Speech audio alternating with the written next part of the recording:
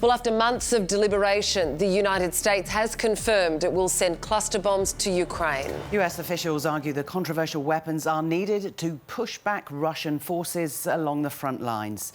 The bombs are part of a new military aid package worth $1.2 billion.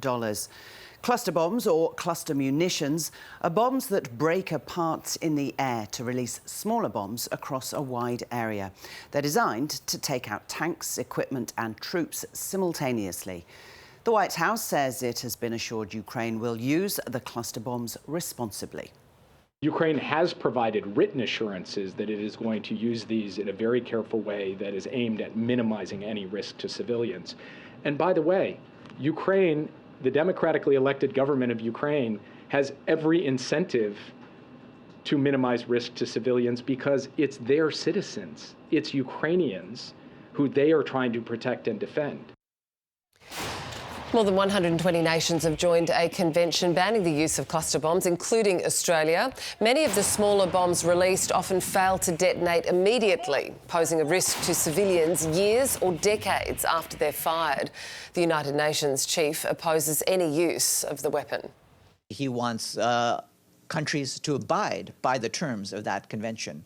And so, as a result, of course, he does not want there to be continued use of cluster munitions on the battlefield. Reporter Emily Gramentz has the latest from Washington.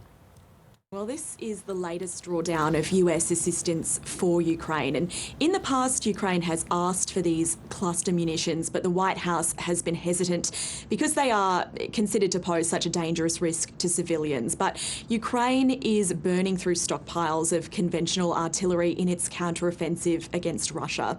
The US is trying to ramp up domestic production of ammunition, but they're saying basically these cluster munitions will be a bridge until the time that they can provide the amount of ammunition that Ukraine needs. They will be providing these cluster munitions. They've also defended this decision, saying that Russia has been using these weapons in Ukraine already. The President's National Security Advisor, Jake Sullivan, gave a little bit of an insight into the decision-making process when he spoke earlier today.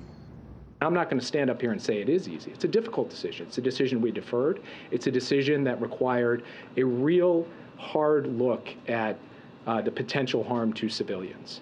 And when we put all of that together, there was a unanimous recommendation from the national security team, and President Biden ultimately decided, in consultation with allies and partners and in consultation with members of Congress, to move forward on this step.